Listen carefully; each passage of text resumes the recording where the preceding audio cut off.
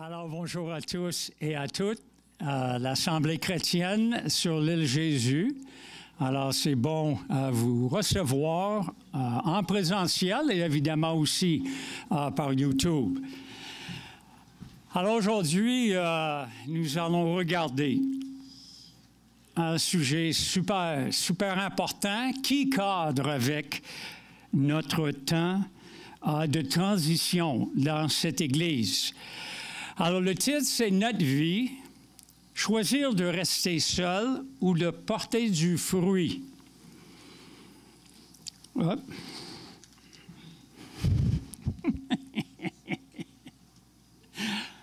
Voilà.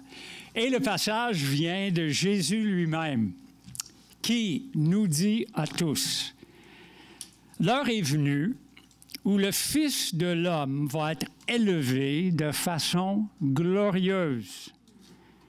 Oui, je vous le dis, c'est la vérité. Le grain de blé tombé dans la terre doit mourir, sinon il reste seul. Mais s'il meurt, il donne beaucoup de grains. La personne qui aime sa vie la perd.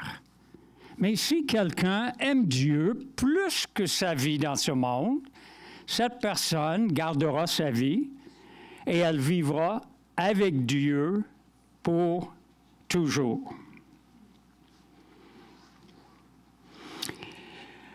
Alors, en guise d'introduction, j'avais choisi ces versets pour une raison très précise. Comme je viens de vous dire, depuis 5 ans, notre Assemblée est en transition, ou bien, peut-être je devrais dire, on aimerait être en transition. Qu'est-ce que ça veut dire? Ça veut dire que cette Assemblée qui, tranquillement, vieillit, et c'est normal, chercher à rajeunir. On ne veut pas nous débarrasser des vieux, je vous assure. Je m'inclus là-dedans. Mais on veut plutôt ajouter des personnes plus jeunes, un leadership plus jeune. Et il y a à peu près 1 an et demi, nous avions une rencontre de nos membres partenaires. Je pense qu'on était dans cette pièce-là. Et ces versets me sont venus à l'esprit. C'est comme nous avons compris à ce moment-là, nous les personnes qui sont ici depuis pas mal de temps, combien c'est important que nous ouvrions le chemin pour d'autres.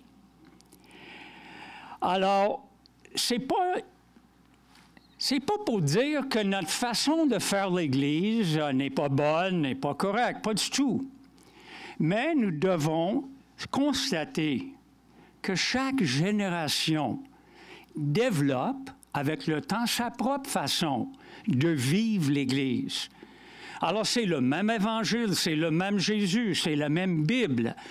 Mais si on pense à la génération de nos parents, comment ils vivaient l'Église, comment nous vivons les églises, nous les baby-boomers, et comment les plus jeunes, la génération montante, va vivre l'Église, c'est quand même un peu différent.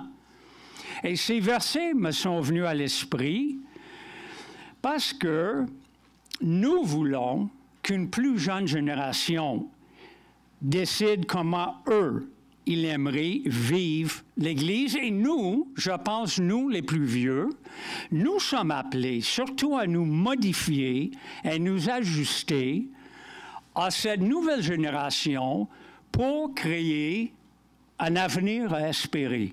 C'est ça ce qu'on vise. C'est pas nouveau, le concept. Paul a clairement dit dans 1 Corinthiens 9, « Quand je vis parmi les Juifs, je vis comme un Juif. Quand je suis parmi les non-Juifs, je m'adapte. Et je vis comme un non-Juif. Il vit toujours, évidemment, sous le leadership de Jésus-Christ. Mais il se modifie selon le contexte.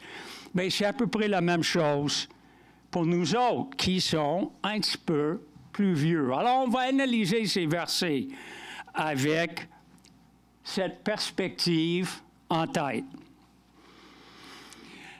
C'est intéressant à nos jours, quand Jésus s'appelle le Fils de l'homme, nous on pense qu'il fait référence à son humanité. On pense qu'il nous parle du fait qu'il doit manger, il doit boire, il doit se reposer, il doit s'habiller, Alors, comme nous vivons, on pense « Fils de l'homme » veut dire que Jésus vit comme nous autres. Il a été même tenté, mais évidemment sans péché. Cette compréhension n'est pas fausse, mais je dois vous dire qu'à l'époque de Jésus, ce n'était pas ça la compréhension que la majorité des Juifs avaient de ce nom ou ce titre. Basé sur une vision que le prophète Daniel avait, et ce qui est raconté dans le 7e chapitre de Daniel, les Juifs comprennent le titre « Fils de l'homme » comme un nom messianique, un nom puissant. Et oui, c'est comme, ça parle d'une personne, mais ça parle d'un être qui est presque surnaturel. Ça, c'est les versets de Daniel. Et tous les Juifs à l'époque, certainement les connaissaient, au moins les Juifs fidèles. Moi, Daniel, je continue à regarder ce qui m'apparaît pendant la nuit. C'est une vision de sa part. Un être semblable à un fils de l'homme arrive avec les nuages du ciel et il avance vers l'Ancien des jours, qui est Dieu, et il les conduit devant lui. Et cet homme reçoit la puissance, la gloire, le pouvoir d'un roi. Alors les gens de tous les peuples, de tous les pays, et parlant toutes les langues, se mettent à le servir. Et sa puissance est une puissance qui dure toujours et qui n'aura pas de fin. Son royaume ne sera jamais détruit. Alors franchement, c'est assez facile pour nous autres de voir la ressemblance entre ce Fils de l'homme vu par le prophète Daniel et la personne de Jésus révélée dans le Nouveau Testament. Parce qu'on sait que Jésus, un jour, va régner et il va avoir des personnes de toute la terre dans son royaume. Mais pour les Juifs, à l'époque, il y a un gros hic. Quand ce puissant personnage va-t-il venir sauver son peuple? Depuis si longtemps, le peuple juif vit sous la domination des peuples étrangers. C'était les Grecs qui vivaient sous les Romains, étaient pas mal abattus. Alors, le peuple ne pense qu'à la venue de ce Fils de l'homme prophétisé par Daniel, glorieux, puissant. Et dans le fond, ces versets du prophétie parlent alors du Messie, du libérateur attendu. Il va chasser les ennemis des Juifs et il va même soumettre tout le monde au peuple juif. Alors, en étant si concentré sur le Messie victorieux, le peuple juif ne porte pas autant d'attention aux prophéties qui parlent d'un Messie qui se sacrifie pour son peuple. Le peuple juif ne reçoit pas les enseignements de Jésus lorsqu'il se présente comme le bon berger, qui va quoi? Mourir pour le peuple, pour son troupeau. Alors, regardons bien ce qui suit de la déclaration concernant Fils de l'homme que Jésus nous parle. Alors, Fils de l'homme qui va être élevé d'une façon glorieuse. Est-ce qu'il parle de sa résurrection? Est-ce qu'il parle de son ascension au ciel? Est-ce qu'il parle de la splendeur qu'il va avoir à côté du Père au ciel? Il semble que tous ces événements dans la vie de Jésus pourraient cadrer avec le fait que Jésus va se faire élever. Mais le contexte de ces versets, tous les interprètes concordent pour nous dire que Jésus parle de sa crucifixion. Oui, il va être glorieusement élevé sur une infâme croix romaine.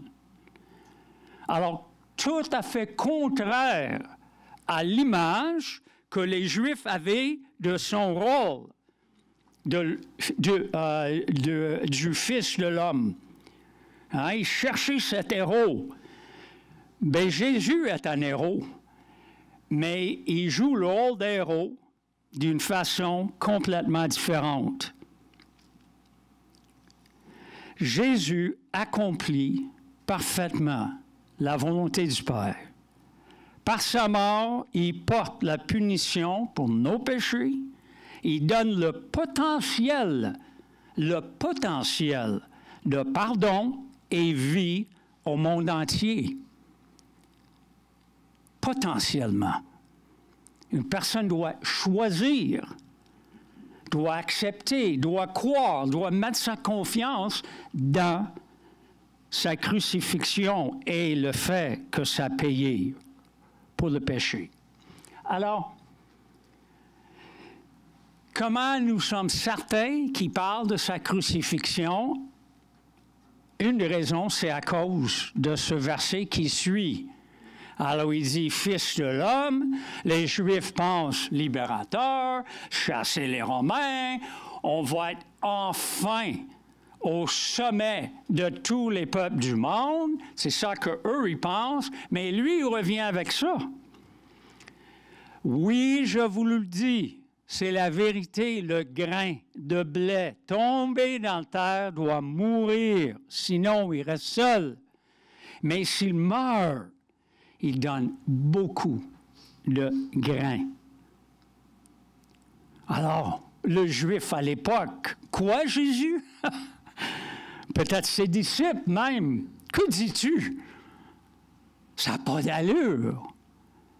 Tu es le glorieux Fils de l'homme, tu es le Messie, tu es supposé de dominer, de régner à jamais. Comment peux-tu nous parler alors de tomber en terre et mourir?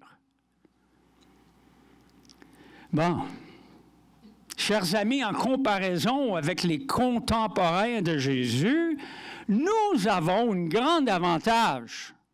Parce que nous avons entre nos mains, cherche ma Bible, on a entre les mains sa parole qui nous décrit deux venues de Jésus. Là-dedans, on découvre deux venues précises. Première venue, comme l'agneau de Dieu qui enlève le péché du monde et qui fait de nous, qui croient, les enfants de Dieu. Ça, c'est la première venue. Il n'est pas venu comme un roi triomphant. Même dans certaines Bibles, quand Jésus entre à Jérusalem, ils vont mettre le titre de ce passage, « L'entrée triomphale de Jésus ». C'est faux! C'est pas une entrée triomphale. Il est assis sur un âne, il est humble, et 5 jours après, il est cloué à la croix. C'est pas une entrée. Le deuxième, son retour va être triomphal, par exemple. Il va écraser. Il va dealer avec tous ceux qui le rejettent. Et il va nous rassembler, nous, son peuple. Alors, mais non seulement il parle de lui, il parle de nous. La personne qui aime sa vie la perd. Mais si quelqu'un aime Dieu plus que sa vie dans ce monde, excuse-moi, si quelqu'un aime Dieu plus que sa vie dans ce monde, cette personne gardera sa vie et elle vivra avec Dieu pour toujours. Alors oui, Jésus parle de lui-même, comment sa mort sur la croix, au lieu d'être une défaite écrasante, va être un événement glorieux qui ensuite donne des résultats miraculeux. De sa vie unique, à travers sa mort unique, il va en avoir beaucoup de fruits. D'ailleurs, tous les chrétiens dans le monde entier sont la preuve de la grandeur et de la gloire de la mort de Jésus. Nous sommes la preuve vivante de la grandeur de cette mort-là. Mais Jésus ne parle pas seulement de sa propre vie. Il fait une transition et il nous parle clairement de nos vies. Et il nous dit, si nous exigeons à garder nos vies pour nous-mêmes, si nous vivons centrés sur une vie qui crie tout le temps « moi, moi, moi », ou l'expression que j'aime vraiment en français, « me, myself and I ». C'est une blague, ça. C'est pas en français. OK. Comment? Réveillez-vous, là. OK. Si on est toujours en train de penser « moi, moi, moi », cette vie égoïste ne portera pas de fruits éternels. Au contraire, une vie de cette façon va nous emmener à la mort éternelle, loin de Dieu. Alors, en opposition à une vie centrée sur le moi, sur notre nombril, comme souvent dit notre chère Suzanne, Jésus nous invite à une vie remplie de l'amour de Dieu et par conséquent, il nous invite à une vie fructueuse, épanouie dans ce monde-ci. Alors, on parle de quoi? On parle de mourir au péché et s'épanouir avec Jésus, en Jésus. Choisissez la préposition qui vous convient. J'aimerais vraiment que nous comprenions. Ce n'est jamais le but de Dieu d'éradiquer, éliminer, extirper. Je suis allé chercher ces mots dans le dictionnaire. Alors, c'est jamais son but d'éradiquer, éliminer, extirper son image unique qu'il a mis en chacun de nous lorsqu'il nous a créés en tant qu'individus.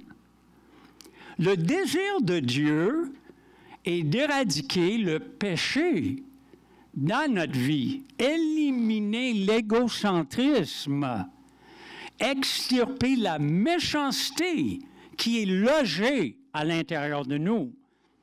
Mais je vous assure que Dieu ne vise pas du tout à faire de nous, les chrétiens, des personnes robotiques, sans saveur, sans personnalité, des chrétiens, exemple, uniformes, qui se ressemblent tous les uns aux autres. Non! Ce serait tellement plate, en bon français. L'Esprit Saint en nous travaille avec nous à éliminer le péché dans nos pensées, dans nos émotions, dans nos gestes. Et en même temps, l'Esprit transforme nos vies pour que nous devenions des expressions uniques dans la personne de Jésus. Personne ici pareil. Jésus, en chaque personne ici, devient unique, devient une facette d'un diamant, mais une facette différente. C'est fort. L'Esprit veut nous faire vivre la vie la plus complète et épanouie possible pour, premièrement, la gloire de Dieu qui crée une variété dans ce monde. Dieu veut aussi qu'on vit complète et épanouie pour notre propre bien, au lieu d'essayer de devenir comme un autre. Non. Notre appel est de devenir comme nous le sommes, en Jésus. Pas de devenir comme un autre. On n'a pas besoin de toi et un autre qui sont pareils. Si deux personnes sont pareilles, on n'a pas besoin de deux. On peut juste éliminer une personne, parce qu'ils sont pareils. Comprenez-vous? Même chose pour les couples, même chose. On veut vivre la différence. Et pour le bien des autres. Quand nous arrivons à notre plein épanouissement et la stature parfaite de Jésus-Christ, selon Éphésiens 4, on se complète. Ça, c'est Éphésiens 4, 16. Dans l'amour, nous grandissons et nous nous complétons. C'est ça ce que Jésus veut faire avec nous. Hop. Je ne voulais pas aller là encore. Laissez-moi vous exprimer cette grande vérité d'une autre façon, très vite. Chers chrétiens, évidemment, nous ne sommes pas des adeptes de la religion hindoue. OK? C'est évident. Nous sommes disciples de Jésus. Mais pourquoi je vous parle de cette religion? Les hindous visent Nirvana, qui est une sorte de ciel. Et Nirvana est atteint lorsqu'une personne sort de ce cycle presque éternel de réincarnation. Et quand la personne sort du cycle, après des millions d'années, la personne fusionne avec l'énergie de l'univers. OK?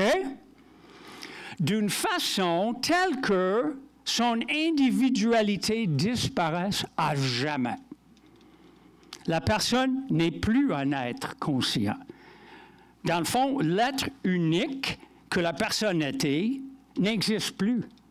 C'est ça ce qu'il croit. Ça, c'est tout à fait contraire à ce que nous croyons. Jésus nous parle de vivre notre vie alliée avec la vie de l'Esprit en nous. Et nous faisons équipe ensemble. Et au contraire de vouloir éradiquer notre individualité, Jésus veut éradiquer nos tendances rebelles qui déforment notre individualité donnée par Dieu. Grosse différence.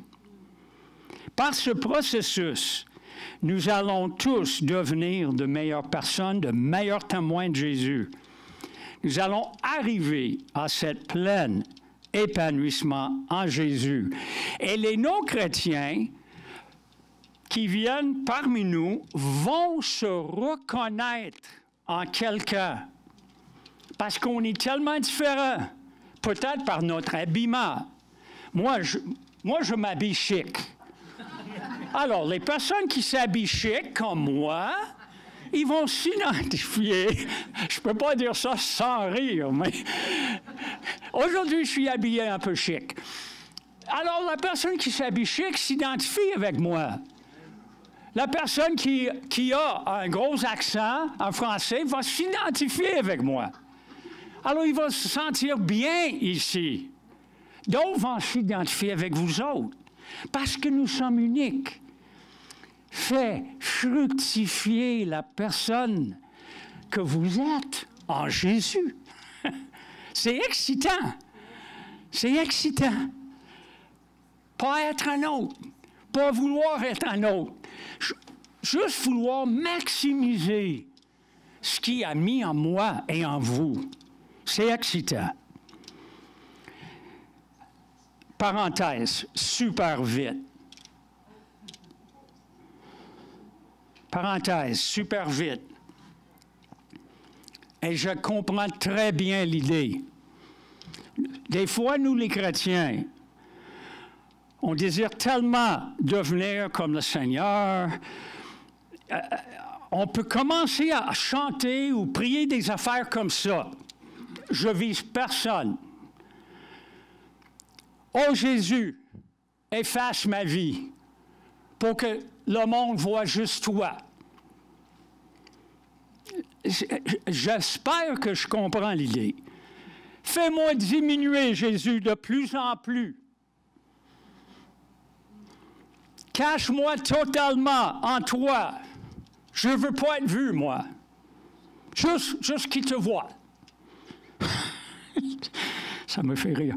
Que des gens ne voient pas que Jésus en moi. Que Jésus soit tout en moi et que je ne sois rien. On n'est pas hindou, là. Arrête de prier, cache-moi en arrière de toi pour que les gens ne me voient pas. C'est impossible. C'est même pas voulu par Dieu. Dieu veut que tu sois bien en vue, rempli de son esprit. Et différent que Charlie à ton côté. Alors, attention, là. C'est pas une question de fusion. C'est pas une question que tu disparaisses. C'est pas le christianisme. Est-ce que j'explique bien ce que je veux dire? Il faut vraiment penser à ça. Oui, je vais être rempli. Je vais être rempli pleinement. Oui, que les gens voient Jésus à travers ma vie, mes dons, mon appel. Le moi est là. Ce qu'on ne veut pas, c'est un moi égoïste qui soit là, un moi rebelle qui est là. Galates 2:20. Paul dit, j'ai été crucifié avec Jésus. Ce n'est plus moi qui vis, hein? Mais la vie que je vis, et qui est le moi, qui est le je présent, l'ancien moi est mort. Mais pas le nouveau. Le nouveau doit être vivant. Alors, soyons vivants. Voilà. Alors, Jésus nous invite continuellement à mourir à l'égoïsme, afin de continuellement vivre et revivre la transformation à son image. Alors, je retourne à l'intro. Nous, baby boomers, quels sont les prochains pas dans les prochaines semaines et les prochains mois? Comment vivre d'une façon que nous, peut-être on met certaines affaires de côté. Je n'ai même pas rien en tête. Je veux juste dire comment pourrions-nous donner la meilleure chance à la génération montante de surgir puis prendre leur envol. Je pense que c'est ça notre appel. Je termine avec ma petite fille, Naomi. Oh yes! Je suis en amour avec la petite fille, Naomi. Qu'est-ce que je désire, entre autres, pour elle? Wow! Qu'elle grandisse, qu'elle soit remplie de l'amour, qu'elle dépasse ma vie, qu'elle va plus loin. Je veux plus pour elle que je veux pour moi-même. C'est ça l'amour. C'est normal, ça. Nous, boomers, qu'est-ce qu'on veut pour cette assemblée? Nous voulons voir cette assemblée rajeunir et continuer. Et moi, j'ai l'intention, moi-même, à rester au moins un couple d'années, ou au moins quelques mois, avant que je meure. J'aimerais être avec eux dans le courant de cette nouvelle vie et cette adaptation de l'Église aux plus jeunes, à la génération montante. Seigneur, merci que tu es grand et que toi, tu es allé devant nous. C'est toi qui nous démontres de ne pas être un grain de blé qui reste seul. nous voulons porter du fruit ensemble et individuellement. Bénis cette application du repas du Seigneur à cet instant même. Amen.